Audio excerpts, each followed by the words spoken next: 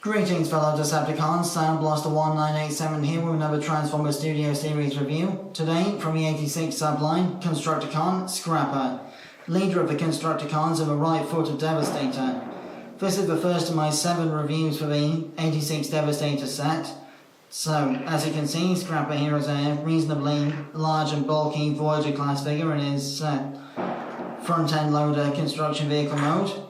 Now, there is also some posability to this form because the excavator bucket can move upwards on multiple joints like so for different digging and lifting poses, and of course it does lock into place here as well for the Devastator leg mode, and this little clasp keeps moving around because that's supposed to lock the whole thing in place for foot mode.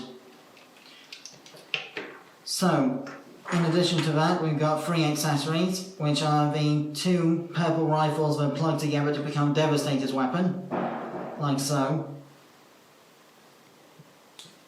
And we've also got Scrapper's personal gun for his robot mode, which I'll show off properly shortly. Now, there's a 5mm port on the side of the bulkier part of the Devastator gun, which Scrapper's weapon can plug into. Then the tab on the underside of this bit goes into this slot on the back of the vehicle mode, like so. And then this tab on the other side will go into a slot on the secondary barrel, like so. And now Scrapper's vehicle mode is armed up just like the G1 toy was. I don't currently own the G1 Constructicons for comparison, but I do have Transformers United Sergeant Cup, the 2010 Generations Deluxe mold. As you can see, he's a more recent Voyager, but the size of an older Deluxe in vehicle mode. And here he is next to the Blokees model of Constructicon Hook. I don't have the Scrapper Blokees figure just yet, but I will for future reviews at some point. So, to transform Scrapper, first of all, I'll show off the leg mode for Devastator and then move on to robot mode. So what you want to do first for leg mode is bring up the forward hinge of the scoop like so. Then bring the clasp piece down to lock everything into position like so. So it plugs into just by where the robot head would go. Then you want to carefully disconnect these ladder pieces from the sides. Then bring out the butterfly joints of the robot shoulders and rotate them down, plug them back into place, and make sure that the robot arms are still facing this way to act as heel spurs. Same on both sides. Tap that in, and now Scrapper is in foot mode. The reason the robot mode doesn't have a waist swivel is because there's a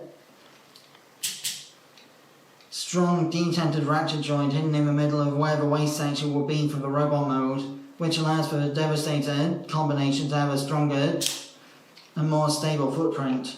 So, to transform from leg mode to robot mode, what you want to do, first of all, is disconnect the back section like so, open it out like so, then rotate the cockpit canopy 180 degrees like so. Then bring these panels up, unfold the feet, which can be a little stubborn sometimes because of the depth of the tabs that they're stuck to. Stick the shins into place properly, split the legs. Then you want to bring the robot mode the other way around. Disconnect and flip the shoulders, unfold the elbows, and bring out the hands. Again, same on both sides. And finally, what you want to do is unfold the chest panel, bring up the head, and close the chest panel again to keep the robot head fully stabilized. Obviously, you'll have to disconnect the stability clasp from Devastator mode for this to work, because otherwise things will get in the way of each other. And here we have Scrapper in robot mode. Articulation-wise, Scrapper is pretty extensive for a slightly undersized Voyager figure. You've got a ball-jointed head that's a little stiff on my copy. You've got the universal shoulders with butterfly joint movement for transformation purposes. You've got a bicep swivel, an elbow that goes both ways for transformation, and nothing of the rest due to the way the transformation works, but you can fold them inwards and pretend that the forearm itself is like a boxing glove type of thing.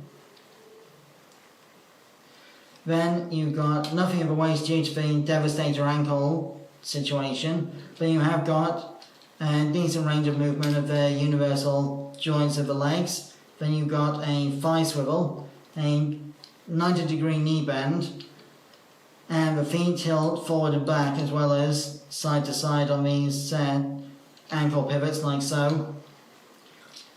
Then you can have Scrapper either holding his own weapon like so,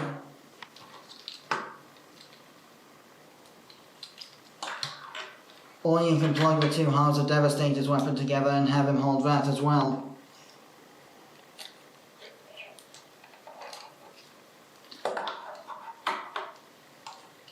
For size comparison, here is Scrapper's robot mode next to Blokees Constructicon Hook model kit. As you can see, he's quite a bit bigger than a Blokees model. The vehicle mode of Sergeant Cup, again still about the same height as the vehicle.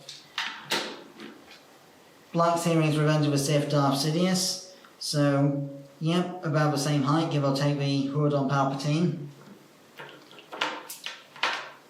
And McFarlane Toys Parallax Armor Sinestro. As you can see, quite a bit smaller than Sinestro. So, that more or less concludes my review of Scrapper. I've been Soundblaster1987, thanks again for watching. Part 2 of my Devastator reviews will be Bone Crusher, but until then, my next review will be the Pop Rocket 4.5-inch Daphne Blake from the Scooby-Doo franchise. Till then, till all are one.